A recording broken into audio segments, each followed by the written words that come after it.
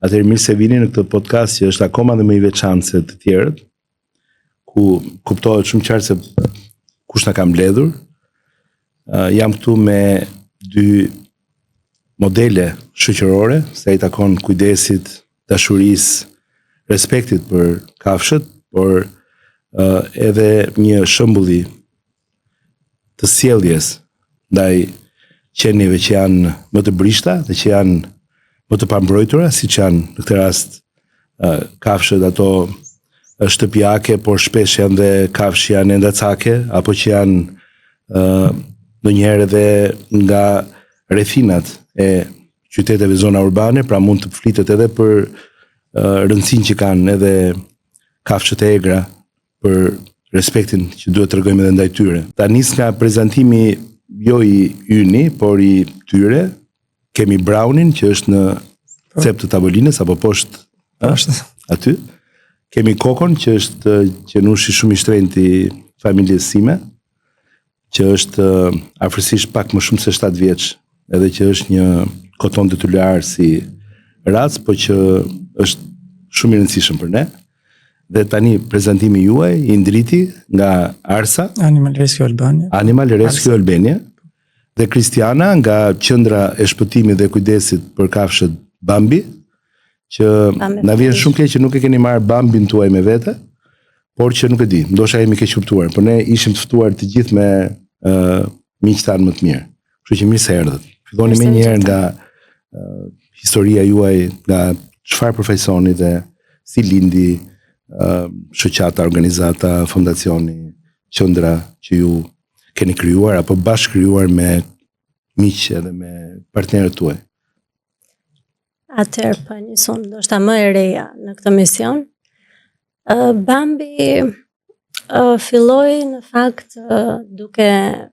u bazuar të qenushat që unë kujdesesha në lagje, u bën pak si shumë në fakt duke kujdesur për secilin prej tyre dhe arritën në një problem madhor dhe në fakt kisha një periudhë kohë që mendoja të veproja pak dhe për të dhënë një ndihmë nga ana ime atyre. Por thjesht nuk isha e vendosur akoma. Dhe arriti në një pikë që diçka duhej bër. Dhe u hap streha e Bambit. Derisa në tetor, domethënë të vitit kaluar, jemi bërë dhe një organizatë jo fitimprorse. Domethënë jemi kompletuar pak a shumë. Ka jashtëzakonisht shumë punë. Jemi akoma në filles, sapo kemi nisur, por thelbi dhe motivi apo ajo që na shtyn më shumë për fondacionin, për organizatën Bambi është se të gjithë qenushat që un kam aty dua, domethënë që të kenë të gjithë po të njëjtin kujdes, po të njëjtën dashuri dhe përkushtim siç ka Bambi që un kam në shtëpi. Ndaj dhe emrin e kam marrë Bambi, nga qenusha që un kam në shtëpi. 6 vite e gjysmë, do doja shumë që të ishte këtu, por një keq kuptim i vogël edhe ndoshta të na fali Bambi. Po, ndoshta një moment të dytë. Po, unë ju prisja juve që t'ishit pak më spartane, ju prisja kështu me, si themi, stereotipi që do t'ishit me qizme pune, mund t'ishit me Bambi. Ashtu jemi në kohë. Me flok të parregulluar etj, po më befasuat, ndoshta keni qenë edhe në një punë tjetër përpara se të vini këtu. Po, punoj. Me siguri që jeni ndryshe në mëngjes dhe ndryshe, po, mbas dite që jemi në qendër. Po, okej, po shumë kënaqësi që jeni këtu. Kënaqësi për te. Indrit, jepi sepse këtu kemi histori të gjatë. Animal Rescue Albania ka lindur zyrtarisht në vitin 2011, në prill vitit 2011, por aktiviteti jon ka qenë daton më përpara, që në vitin 2008 dhe 2009. Organizata lindi si nevojë erdhi shumë natyrshëm pas diskutimeve private që kishim me miq, me njëri tjetrin, me persona të cilët angazhoheshin në ndihmën dhe shpëtimin e kafshëve. Dhe lindi më pas si nevojë për të bërë diçka më shumë dhe diçka më të organizuar,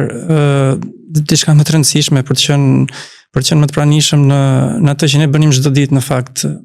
Jam i sigurt që edhe Kristiana, edhe unë, edhe ne të tjerët që merremi me këtë gjë, me këtë aktivitet, që të nga pyesni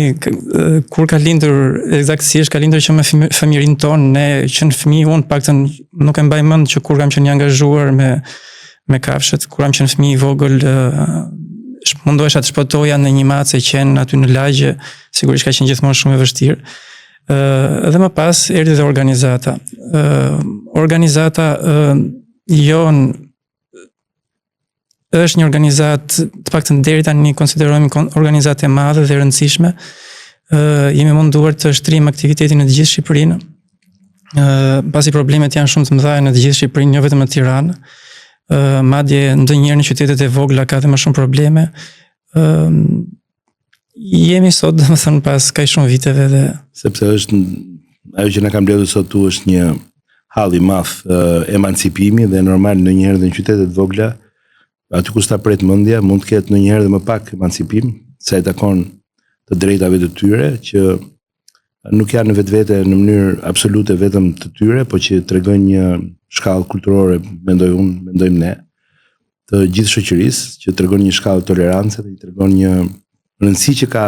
tolerancë i duhet kemi në shoqërinë kemi të vështirë të jemi tolerantë ndonjëherë dhe me minorancët e shoqërisë, me të drejtat e tyre, dhe kur ke një kujdes të madh edhe për minorancat e pjesës tjetër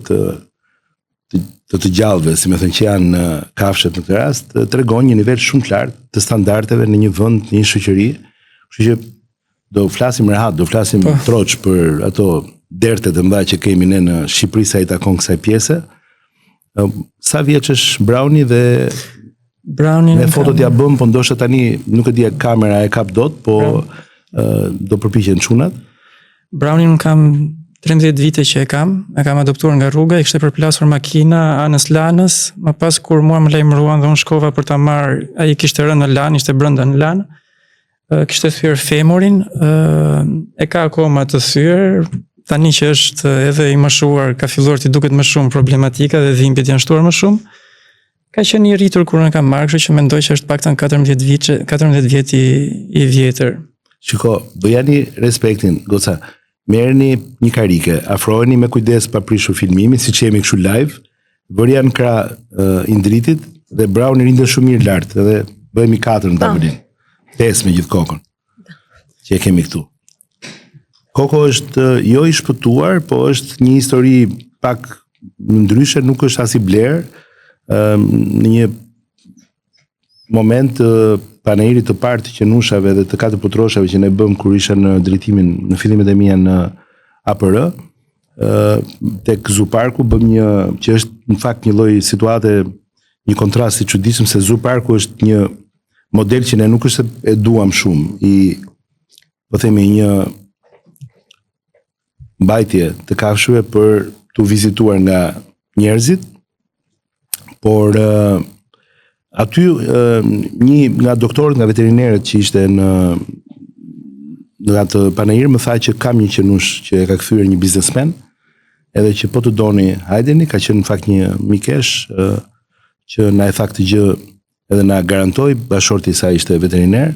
edhe shkuam e pam, edhe me njëherë ishte dashuri me sy të parë, ishte shumë i vogël, ka qenë disa muajsh, u bë pjesë e shtëpisë tonë, natyrisht ai biznesmeni që pastaj doli i njohur u pendua shumë që e kishte kthyer, ndoshta familja, fëmijët, nuk e di, nuk e kishin dakordsuar pjesën e mbajtjes apo jo të Kokos, që më pas u quajt nga ne Koko dhe që është pjesë tani e jetës sonë dhe që është po t'ishte për ne do donim si isha shprehje të jepim nga ditët tona, ke përshtat ndjenin që ke që po të kesh mundësi të ashtosh pak numrin e viteve, do bëje me gjithë qef gjithçka, por fatkeqësisht nuk jetojnë shumë edhe ato 15. Do t'i trajtojmë shumë mirë deri në çdo mundësi tonën. Kështu që i kthehemi temës shpëtimit, ose kur keni shpëtuar ndoshta një qenush për herë të parë apo një krijesë 4 putroshe për herë të parë. Kam filluar historikisht, është e vërtetë ajo që tha Ndriti, që fillesa është që në vogëli mendoj për të gjithë ne, dhe afeksionin që kemi pasur që në moshë të vogël. Por kam pasur edhe para Bambit, kam pasur qenush të tjerë, pjesë të familjes, u përfshiva pa dashur dhe pa kuptuar dhe u ndjeva në mesin e tyre, nuk e shpjegoj dot pse dhe si. Do të thënë fillova duke ndihmuar dhe duke u përfshirë dashje pa dashje në zonën që unë banoj. Dhe kështu filloi, do me para se të krijoj organizata, diku 2 vite para fillova pak e nga pak duke u përfshirë deri ku arriti kulmin që thash kaq është shumë pak, nga ana ime duhet bëj diçka më të madhe. Dhe arriti deri në, nuk e prisja, po arriti deri në krijimin e stresë dhe organizatës. Më falë se për respekt të tyre ne tentuam që ta kishim Brownin në tavolin, por nuk na mund të ndjer më rehat në tokë. Edhe Koko u interesuar për Brownin, kështu na fal se duket sikur të shpërqendruam. Jo, ulu, Koko, ulu, bravo. Edhe se kam dëgjuar që keni pas një histori që pastaj u shkëputët, kishit goxha vështirësi në fillim me atë që hapët ditë e para, muajt e parë. Kemi pasur që nga momenti, kjo ka qenë krijimi, domethënë një stres bambi, kemi pasur vështirësi, akoma kemi vështirësi, nuk jemi në ato ujëra që mendoj se duhet shumë kohë të jemi, për shumë arsye nga më të ndryshmet, por që lufta është e madhe. Lufta, dëshira, përkushtimi, besimi, çdo gjë, mbështetja është pak e vështirë në vendin tonë. Keni Universitetin e Arsës, që është një shkollë e madhe e kujdesit ndaj 4 putroshve, tani i ndrit, dhe jemi më të hapur dhe më... Po, që flasë dhe pak për aktivitetin tonë. Po, me gjithë qef. Po, dhe ne që në fillimet tona, kemi nisur, objekti aktivitetit tonë ka qenë në ndërgjësimi, sterilizimi, majsa kemi mundur i kafshëve të rrugëve, sepse kemi kuptuar që në fillim që vetmja zgjidhje dhe ndihma më e mirë që mund t'japim kafshëve të rrugës, si që në vashtu dhe maceve, është sterilizimi tyre, pra heqja organeve riprodhuese, në mënyrë që të mos riprodhohen, pasi, siç mund ta imagjinoni, sa do kafshë mund të ndihmoni, shpejtësia e riprodhimit të atyre që janë në rrugë është aq e madhe, aq e shpejtë sa është e pamundur, domethënë që të ndihmojnë gjitha kafshët, edhe sigurisht të ndihmojnë ashtu siç ne duam dhe siç është edhe siç ka qenë edhe qëllimi jonë që kur kemi hapur organizatën. Nuk është shumë e thjeshtë, sepse jemi përballur gjithmonë me paragjykimin e njerëzve, jemi përballur gjithmonë me vështirësi shumë të mëdha, sigurisht me vështirësi financiare, organizatat tona, besoj dhe Bambi është e njëjta gjë, ne financojmë vetëm nga kontributet të qytetarëve, të njerëzve. Nuk kemi asnjë lloj ndihme nga ana institucioneve shtetërore, nuk kemi asnjë lloj ndihme nga ana organizatave të tjera të huaja të mëdha që mund të jenë. Pra çdo gjë bazohet vetëm në ndërgjegjen e njerëzve të cilët ne na ndjekin. Pra dikush na beson që të na dhuroj 500 lekë të reja, dhe më flas, dikush 2000, dikush më shumë. Dhe në varësi të tyre shtretet aktiviteti jon. Sigurisht Tirana është një nga qyteti më i madh, një nga qytetet më të mëdha dhe kontrastet janë shumë të mëdha, domethënë problematikat janë gjithmonë shumë të mëdha. Në Tiranë gjendej deri para pak kohë më parë ka qenë një numër më i madh i kafshëve që mund gjendeshin në rrugë, duke qenë shumë kafshë në rrugë dhe problemet kanë qenë shumë të mëdha. Po nga ana tjetër edhe ndihma e qytetarëve, duke qenë se Tirana ka më shumë qytetarë se vendet e tjera, edhe është më e madhe dhe mundësitë e adoptimit janë dhe më të mëdha. Edhe numri i vullnetarëve të cilët angazhohen her pas here është më i madh sigurisht se ato në qytete të tjera. Pra Tirana është qyteti më i madh dhe i kontrasteve më të mëdha dhe i vështirësive dhe i ndihmës më të madhe që ne kemi. Një nga arritjet që mendojmë që kemi arritur të gjitha organizatat është miratimi për herë të parë i disa neneve në kodin penal për mbrojtjen e kundër keq trajtimit të kafshëve, ka qenë në vitin 2017. Një video bë viral, një djalë adoleshenti i cili vrau qenin e vet me sopat, aty përpara thjesht për ta nxjerrë në Facebook, pra një shok i filmonte dhe ai e vrau, e godiste derisa qeni vdiq. Ku i shkon një respekt atëherë ish-ministri i Rendit Semir Tahiri, në mos gaboj. Po, ai ka qenë një rol të rëndësishëm. Ndikoi që procesi që ne nisëm të ishte sa më i shpejtë dhe sa më i organizuar. Dhe i falenderojmë shumë për ndihmën që na ka dhënë. Ne arritëm të mblidhnim rreth 55.000 firma qytetarësh nëpërmjet një peticioni që bëm, pavarësisht se në parlament dorëzuam 37.500 e disa firma, sepse donim që procesi të përmbyllej sa më shpejt, po ne u përgjigjen rreth 50.000 qytetarë në të gjithë Shqipërinë, dhe ne i bëm një peticion kuvendit, një nisëm kushtetuese, një nisëm që ligji ja njeh qytetarëve, për të miratuar një ligj për mbrojtjen e kafshëve. Në fakt nuk ishte një ligj ai që propozuam, sepse na u duk pak më e vështirë për të propozuar një ligj, por disa nene të cilët i morëm nga Kodi Penal Italian i përshtatëm sipas eksperiencës dhe mundësive që ne kemi. Kurta? Zë. Pa 2 vite më pas, parlamenti u angazhua dhe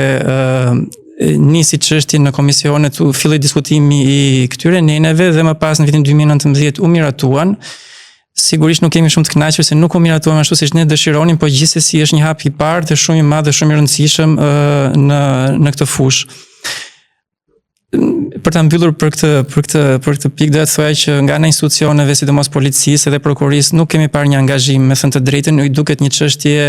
e cila nuk është shumë serioze për t'u marrë, pra kur qytetarët denoncojnë, bëjnë denoncimin në polici apo në prokurori, nuk shikojmë angazhim nga ana këtyre të fundit, megjithatë mendojmë që avash institucionet do të ndërgjegjësohen sepse nuk kanë ku shkojnë tjetër, domethënë kjo është një proces i natyrshëm. Puna është që ne mos e lëmë që kjo të jetë thjesht një proces i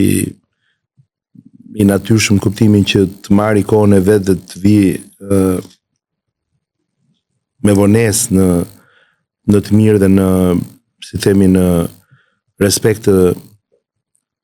katër putroshëve, por duhet ta çojmë në standardet e duhura, të paktën ato që janë, sidomos detyrime sot edhe në fazën kur Shqipëria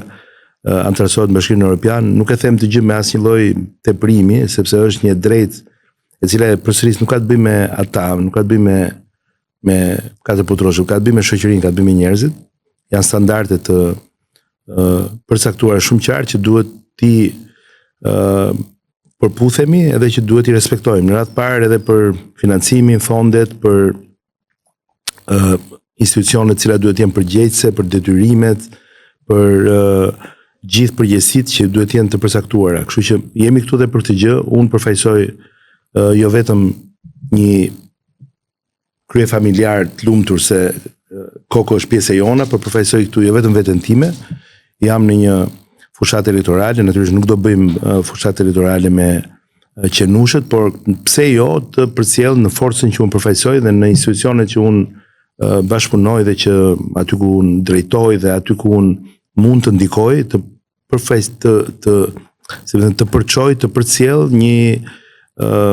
ndjeshmëri e cila është gjithmonë më konkrete, si kjo që na ka mbledhur ne sot këtu, që ne të bëjmë më shumë. Pra, nga pikpamja e fondeve ju folët, që nuk mund të jetë dot vetëm çështja e vullnetarizmit, duhet patjetër të ketë edhe disa përgjegjësi që duhet të jenë të garantuara që mbulohen ose mbështeten nga bashkitë dhe nga shteti. Dhe pastaj vim tek mundësitë e tjera që mund të jenë, që janë këto që janë private e tjerë, cilat janë pjesë normale e solidaritetit privat, por që nuk mund të përjashtohet shteti. Dhe shumë e rëndësishme kjo, dhe tani ne shkojmë ke pjesa më delikate e diskutimit tonë, që unë jam i bindur që kemi ende bashki dhe kemi ende institucione që nuk janë akoma të vetëdijshme. Edhe që ne duhet bëjmë çështje mundur që në radhë parë të kapërcejmë këtë komplekse thatua, këtë barierë të parë, që të shkojmë një herë drejt vetdijes se pse duhet të jemi të kujdesshëm ndaj katër putroshëve, dhe qytetet dhe bashkitë kanë përgjegjësi sepse ata përfaqësojnë njerëzit dhe këto administrata i përfaqësojnë njerëzit, duhet na përfaqësojnë drejtësisht në të gjitha ndjeshmëritë tona. Natyrisht ne nuk kemi si themi, këto nuk janë teka dhe nuk janë thjesht llastime në kuptimin që disa njerëz duan dhe përqejnë kafshët dhe disa tjerë jo, dhe në këtë aspekt bashkitë kur nuk kanë mundësi, nuk i mbështesin ose nuk i respektojnë këto ndjeshmëri, duhet i respektojnë plotësisht, sepse janë tashmë të drejta universale, janë të drejta që lidhen me një detyrim që vjen edhe ndaj natyrës, edhe ndaj shumë elementeve të cilët lidhen me empatinë, të cilët lidhen me pjesën shumë të rëndësishme sociale tonën, të jetesës tonë në komunitet, bashkëjetesës, rregullave që ne duhet të vëmë. Pra krahas respektit për ta dhe shumë rëndësi kanë rregullat, në mënyrë që ata që kanë qenush, katër putrosh, të dinë se cilat janë kufizimet dhe cilat janë rregullat, i respektojnë ato, të penalizohen nëse nuk i respektojnë ato. Në këtë mënyrë do jemi shumë të respektuar gjithë ne tjerët që kemi katër putrosh dhe që i respektojmë rregullat, dhe në këtë mënyrë ata tjerët që nuk e kanë për momentin, si themi, këtë nevojë që të kenë katër putrosh apo që ti kenë ata në shtëpitë e tyre, të mos shqetësohen nga ne që i kemi dhe nga ne që duam që të kemi katër putrosh pjesë të jetës sonë. Më falni që e zgjata, por për t'ju thënë që mund të jeni edhe më të hapur edhe mund të më thoni gjëra edhe më konkrete. Unë nuk do përfaqësoj pas tyre zgjedhjeve vetëm një zonë që është shumë e rëndësishme e kryeqytetit, por kam një rol të rëndësishëm, besoj unë, për të luajtur në mënyrën se si ne duhet ta shohim qytetin, në mënyrën se si ne duhet ta shohim kryeqytetin, në mënyrën se si duhet ta shohim metropolin, në raport edhe me të pjesë të rëndësishme të jetës sonë, që janë katër putroshët, që janë të gjithë ata që si Koko dhe si Browni dhe si Bambi kanë të drejtat e tyre. Kështu që më thoni edhe për momente se nuk besoj se është kaq rozë situata, sa Jo, nuk është as pak përkundrazi, domethënë është jashtëzakonisht shumë e vështirë. pra nuk është vetëm sa ata janë të braktisur dhe hajde bëjmë diçka për ta. Kemi dhe keq trajtim. Patjetër. Domethënë fatkeqësisht është dhe keq trajtimi. Është dhe keq trajtimi për ata që nuk kanë dikë që t'i mbrojë, që gjenden në rrugë, po vjen edhe keq trajtimi për ata që kanë një familje. Domethënë kemi raste nga më të ndryshmet që i shikojmë apo na kanë ardhur, janë raportuar, domethënë nga njerëz me katër putrosh me familje dhe njerëz familjarët arrin të keq trajtojnë. Jo më pak se para pak kohësh u bë një video u bë virale, po më pas u sqarua pak a shumë. Ishte një keq kuptim i vogël me sa kuptuam, por prap kishte arritur. Prap ka shumë që Po. janë shumë negativ në Jashtëzakonisht shumë është vendosur për shembull, janë vendosur në enet e kodit penal, është një ligj që është vendosur aprovuar në 2011, mos gaboj, por Shërbim veterinar. asnjë gjë nuk zbatohet nga ato. Domethënë pra këtu fillon tani mosbatimi dhe fillon pas edhe keq menaxhimi nga disa prej administratave të cilët e kanë për detyrë që duhet të ndërhyjnë dhe të mbrojnë dhe të Kjo është ajo që të vjen më shumë keq, sepse ndonjëherë kur duam të bëjmë një veprim, nuk dim se ku duhet të shkojmë dhe ne si organizat, sado që nga njerëzit për shembull janë komente nga më të ndryshme që lutem kontaktoni policinë apo shteti të reagoj, nuk dim se ku dhe me këtë flasim, sepse ndonjëherë merret në mënyrë qesharake fakti që ti thua dëgjoj se po ndodh kjo problematik.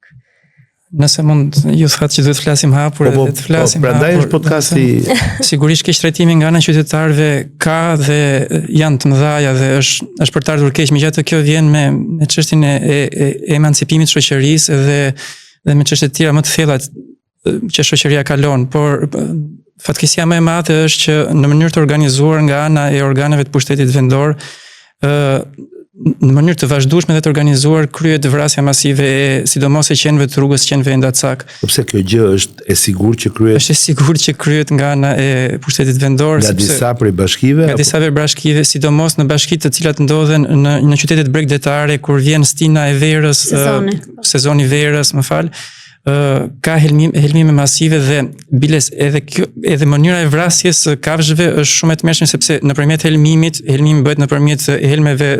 që vriten mint është vdekja e kafshës është shumë e rëndë, pra ajo kalon në një agoni të gjatë dhe shumë të rëndë derisa pastaj zemra nuk mban më.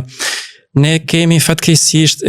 edhe për qytetet kjo nuk është një gjë, një mundor me kryetarët e bashkive të flasim. Edhe për qytetet nuk është një gjë e bukur, ne na vin çdo vit dhe është fatkeqësisht shumë e madhe.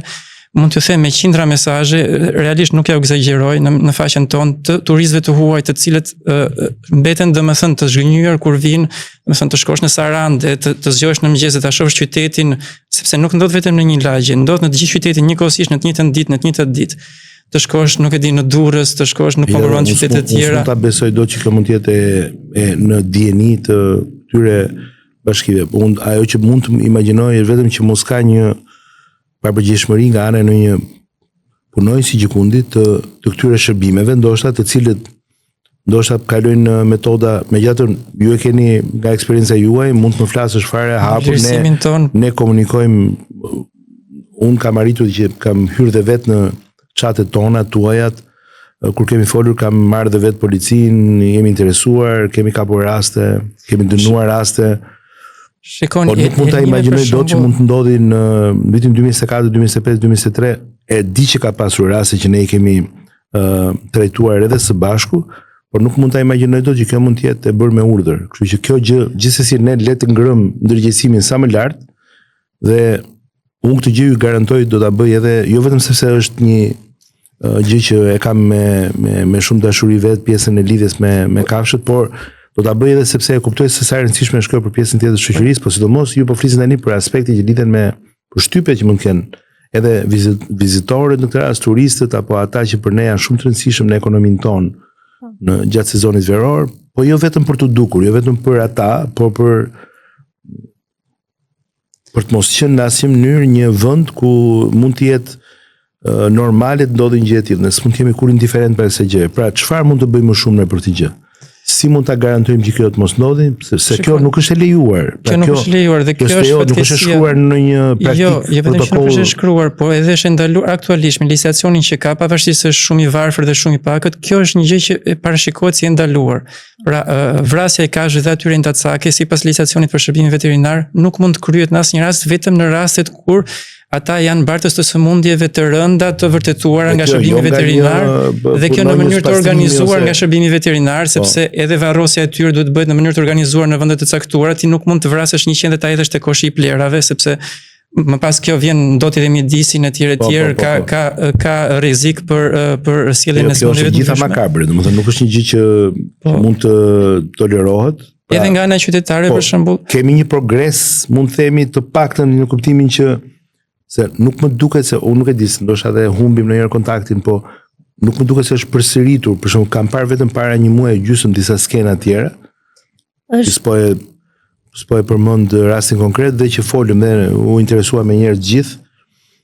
Sikundër më ka bërë shumë përshtypje një burr i cili godiste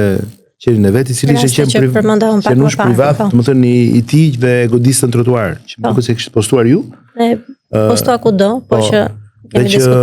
pati një reagim dhe ajo shumë të fortë. Po kjo pjesa që një punonjës i shtetit, i bashkisë, në çdo rast, çfarë do lloj institucionit, mund t'i lejë vetes që të bëjë një gjë të tillë është shumë e rëndë. Kështu ne duhet të reagojmë shumë fort te kjo gjë. Duhet të reagojmë, është e vërtetë ajo që thotë Ndriti, domethënë është ndodh, por mendoj se nuk i jepet zëri i duhur dhe sepse unë vetë shikoj se si unë sa e përfshirë kam qenë para 4-5 vitesh, nuk isha në dieni le të them, sepse nuk ishte zë mjaftueshëm se çfarë po ndodhte dhe çdo gjë në aparencë dukej bukur, por në fakt tani që edhe unë jam pjesë e saj, e shoh që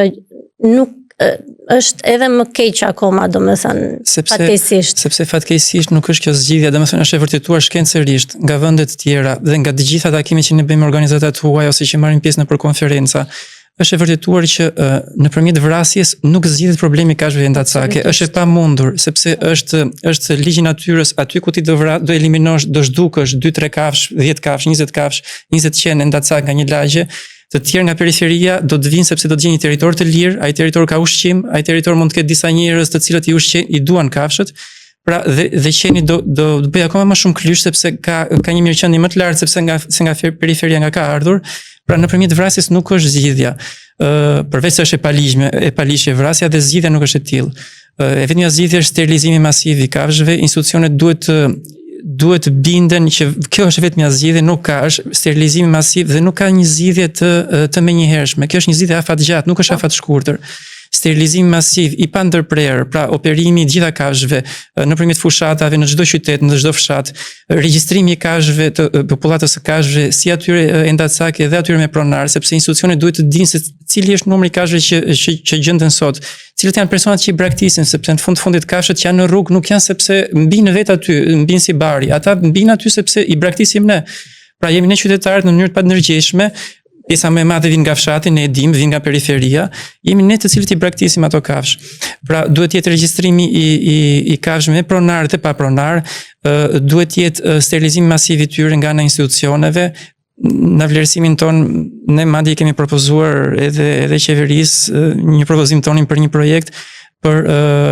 ngritjen e një institucioni në nivel qendror, i cili do të marrë kompetenca të përkohshme, të paktën për 10 vite, të gjitha institucioneve të pushtetit vendor, në mënyrë që ai institucion nëpërmjet një ekipi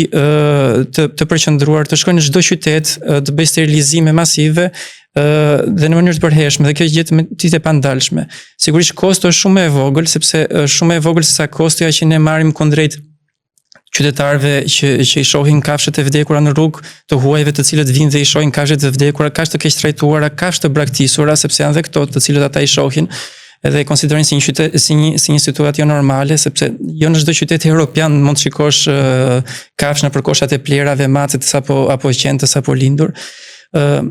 Pra ka nevojë për një proces më të organizuar. Ka vende që ka do të thënë, kafshë ndacaket, të cilët për shembull në Turqi, Istanbul, ti shikon shumë mace, por që janë të qetë, do të thënë janë të qetë dhe i shikon nëse i shikoni. Bashkëtojnë ashtu në bashkëtojnë nëse i shikoni janë përgjithsisht të sterilizuar sepse janë të matrikuluar, mund t'ia shikoni qenit që e kanë veshin me një matrikull aty. Kjo krijon edhe ndaj qytetarit një siguri që tek ne ka shumë, të matrikuluar, të vaksinuar. Ka edhe tek ne. Institucionet vendore kanë bërë diçka dhe ne si organizata bëjmë çdo ditë, më sa kemi mundësi, domethënë kemi bërë gjithmonë që unë thash që nga dita e parë që jemi krijuar, ky ka qenë qëllimi kryesor, sterilizim sepse kemi parë që nuk ka zgjidhje tjetër përveç sterilizimit masiv. Pra ne mund të ndihmojmë, ne mund të shohemi, mund të shkojmë me makinë të marrim një kafshë të aksidentuar në autostradë, e çojmë në spital, e shërojmë, e mjekojmë, shpenzojmë pafund aty, po cila është zgjidhja pastaj? Nuk është kjo zgjidhja, domethënë sepse ti shpëton një kafshë në autostrada ndërkohë 10 apo 20 apo 100 të tjera që ti as nuk i sheh, as nuk i di janë atje që po ngordhin, po vdesin e tjerë. Atëherë duhet një menaxhim shumë i integruar, shumë i qëndrueshëm, në kuptimin që të ketë edhe një ekuilibër, edhe të ketë një themi një angazhim të arsyeshëm, sepse edhe ne gjithë jemi në kuptimin kujdesemi në kuptimin edhe për mundësitë që kemi, se nuk mund të kujdesemi për te mundësive që kemi, por nuk duhet ta lejojmë që kjo të jetë një gjë e cila të dali nga kontrolli dhe të jetë, si më thënë, në një situatë që të shkojë dhe të zhvillohet si TV në një bashki, si TV në një bashki tjetër dhe si TV në një komunitet dhe diku të kemi një situatë mirë, diku të kemi një situatë dramë. Dhe e them një herë nuk e bëjmë këtë gjë për të na parë apo për të dukur para njeriu, por dhe nuk e kemi me të huajt në koncept, por nuk është normale që ne të kemi një situatë e cila edhe nga qyteti në qytet ku vetë ne lëvizim dhe pushojmë, lëvizim, udhtojmë dhe kemi njerëz të dashur, të familjarë e tjerë që vinë dhe punojnë në këto qytete të kenë situata cilat ishin kaq të ndryshme nga një qytet në tjetër. Nuk e di, kemi në një qytet kampion për drejtat e kafshëve, apo kemi në një realitet shumë të mirë në krahasim me një realitet shumë të keq, ndoshta jemi edhe në fushat dhe nuk duhet godas asnjë qytet apo qark. Personalisht nuk mund ta them, janë njëtat problematika që gjenden kudo. Ne jemi kudo. Nëse mund të shtoj diçka të fundit këtu tek një nga masat që mund të merren për të parandaluar këtë gjë kundrejt qytetarëve, ne kemi shtruar gjithmonë si problem shitja e pakontrolluar e helmeve. Është një problem shumë i madh, domethënë ne sot mund të shkoni, unë kam bërë vetë provë, mund të shkoni në çdo dyqan veglash, në çdo market të rëndësishëm dhe të blini aty helm për helmimin e mijëve, pas një lloj kontrolli, pas një lloj dokumenti, pas një lloj, domethënë nuk të pyet njëri për çfarë do, nuk të kërkon njëri një dokument identifikimi, mund të jesh edhe 15 vjeç ta blesh, nuk të pyet njëri pse do këtë sasi dhe jo këtë sasi. Pra ti nesër mund të bëhesh edhe një terrorist. Për te ti më nesh mund të bësh edhe mund të bësh edhe një akt terrorizmi, mund të shkosh, mund të helmosh depozitën në një pallati për shembull, sepse ashtu ke dëshira apo je i çmendur apo nuk e di se çfarë. Dhe këtë gjë e kemi ngritur vazhdimisht të problem. Nuk deri tani nuk kemi marrë asnjë zgjidhje. Jo, prandaj jemi këtu, nuk është se ky është podcasti i zyrtar. Ky është një podcast të themi. Jo, kjo për shkak do ta ulte numrin por duam ta përdorim edhe këtë forum këtu për ta nxjerr problematikë. Ndoshta s'del kudo kjo problematikë, ndoshta mungojnë dhe mundësitë për të folur. Jo, mungojnë mundësitë sigurisht, mungojnë. Ekrane ku ndoshta shikohet jo shumë me interes kjo temë, ose ndoshta thjesht nuk është mundësia, por prandaj flisni për gjëra që janë konkrete sepse dua që ti dëgjoj dhe duhet t'i dëgjojmë, duhet na dëgjojnë në mënyrë që ne të ngrëmë një shqetësim real për këtë. Ja, le të flas pak. Fush. Ndoshta fillosh. Ndjeu qet, fol qet fare. Jo, janë pak a shumë se siç e thash, hindrit nga që ka dhe jashtëzakonisht më shumë vite se mua, unë një vit kam që jam përfshirë në këtë mision dhe thash është e habitshme, domethënë fakti që tani që jam përfshirë, po e shoh që nuk janë gjëra aq të bukura sa ndoshta duken nga jashtë si unë person që kam pasur thjesht Bambi në shtëpi dhe thjesht nxjerra shëtitje dhe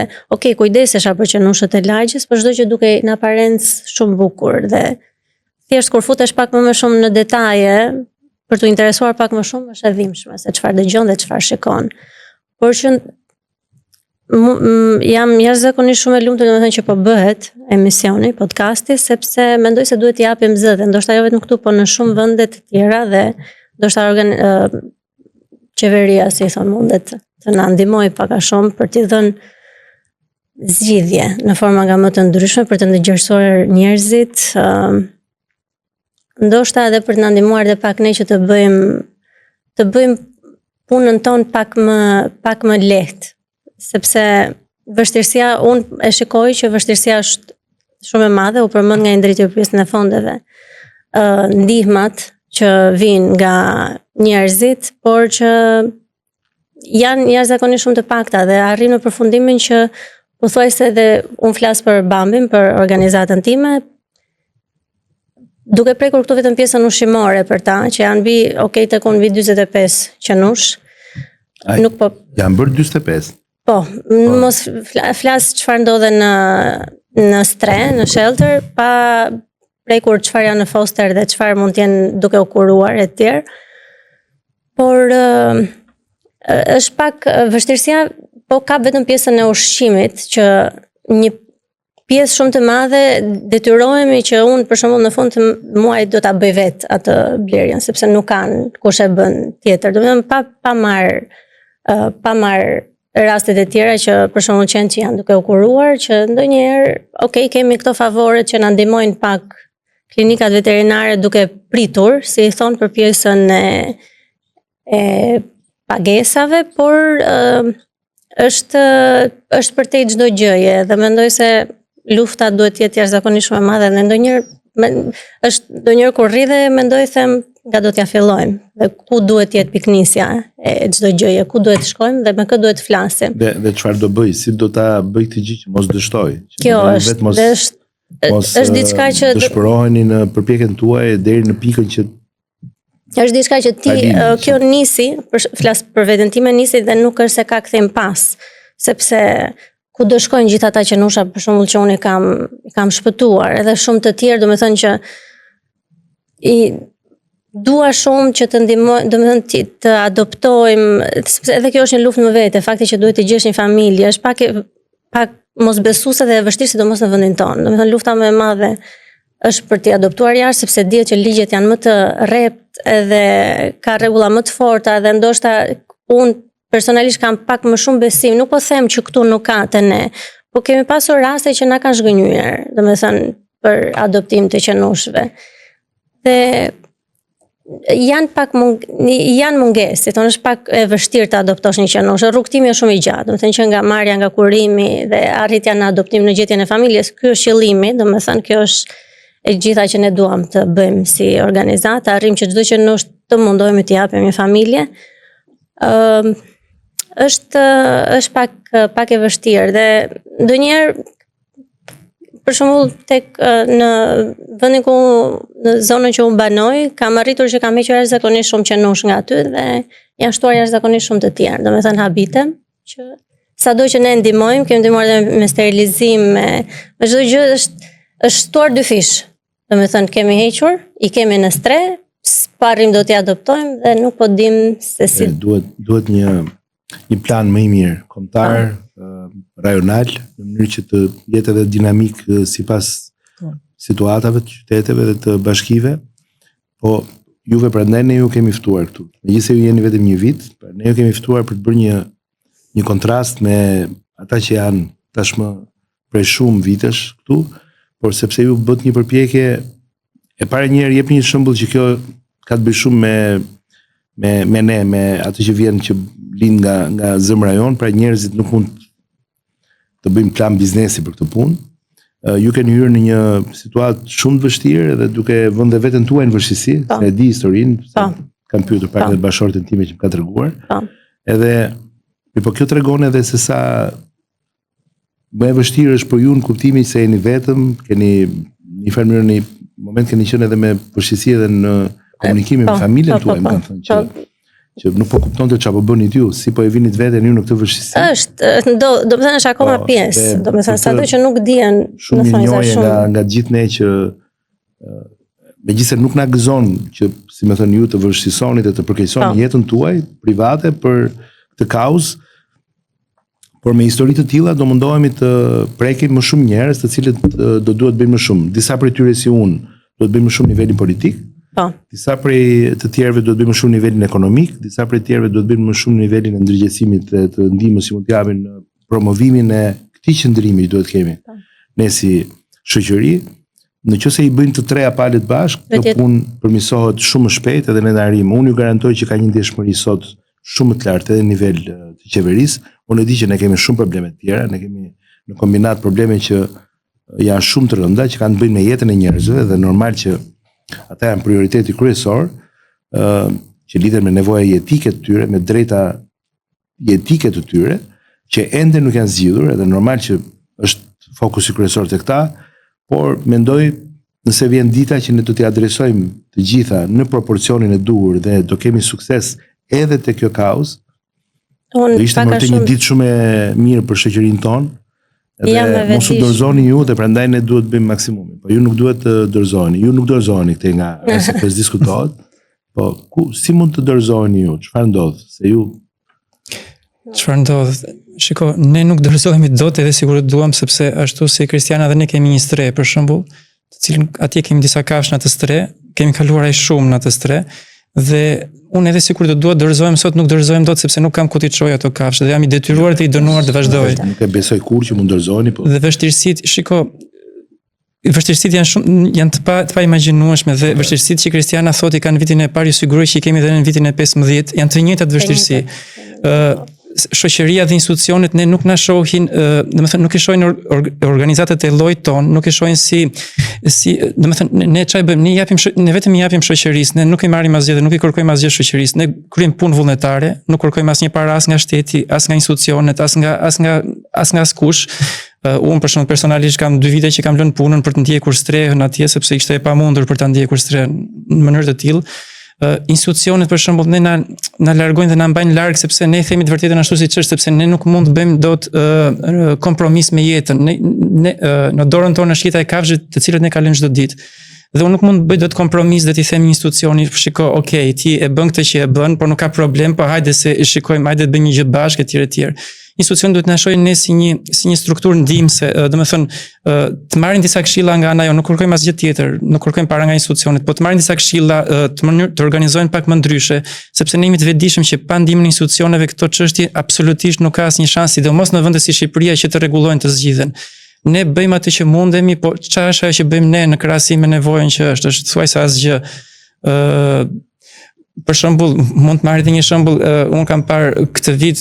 Kristiani ose u prish 2 herë streja, domethënë imagjinoj stresin e saj me qend që i kanë hikur, që detyrohet të kapi qend lart e poshtë, të rregulloj vetë personalisht ndoshta me bashkëshortin, me vllajën, me motrën, me familjen e saj, ato kasollet atje për të rregulluar qend. Ndërkohë për shembull që nga ana institucioneve ne si organizata mund të trajtohemi të paktën në mënyrë të barabartë edhe në aspektin e ndihmës për të na vënë dispozicion struktura, për shembull siç janë repartet e braktisura, apo domethënë nuk është e drejtë që të jepet një biznesi, unë e kuptoj që ai biznes do punsoj disa persona dhe do të sjellë shoqërisë një të mirë, po dhe ne i sjellim shoqërisë, pavarësisht se nuk i sjellim shoqërisë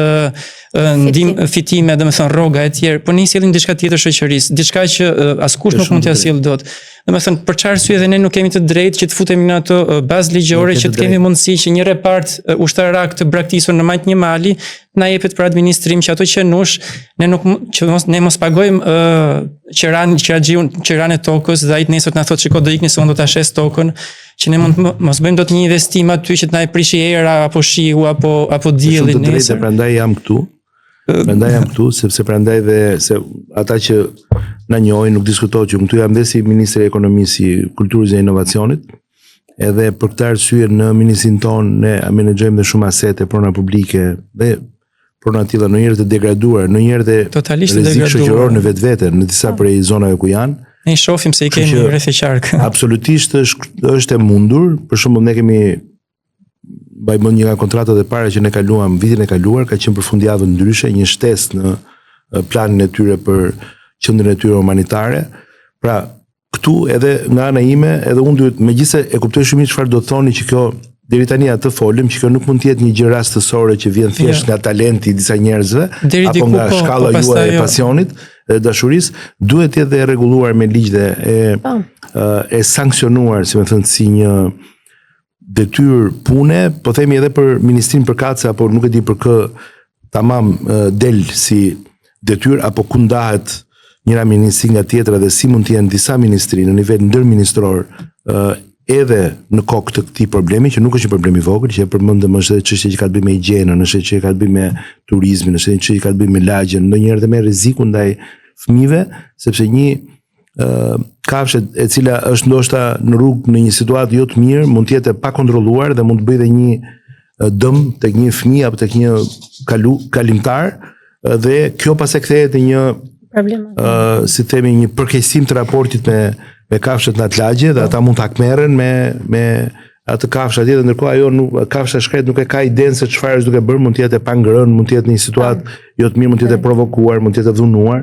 Kështu që në një farë mënyre ke të drejtë, plotësisht do më keni në krah në këtë pjesë. Pra e para njëherë është krejtësisht e mundshme, ligjërisht mund të vijë çdo lloj kërkese e pa kërkuar për të marrë në përdorim ambiente të tilla me 1 euro, që mund të jenë pjesë e një plani që mund të ketë këtë qëllim. Që është në fundit një lloj vëmëtarie, nuk mund të themi krejt direkte humanitare, po është një vëmëtarie e cila është pamirëse, pra mirëbërëse, ndaj një kategori e tillë siç janë katërputroshët, pra mund ta bëni me një herë dhe mund të veproj me njëherë në këtë detim nëse do kemi. Dhe nuk kemi vetëm në male, nuk kemi vetëm larg Tiranës, por kemi edhe në Tiranë qendra, dhe kemi në Tiranë në ambiente, të cilat mund të po themi edhe në qytete, ka ambiente afër qyteteve, mund të jenë në periferi, mund të jenë në zona aksesueshme shumë. Interesimi im i parë. Dhe ju mund ta keni këtë ndihmë, këtë e keni të sigurt dhe e themi këtu edhe e dokumentojmë këtu. Ajo që po më shkon gjithashtu në mendje është që duhet të ketë edhe thirrje vjetore të ndarë në kategori me organizata në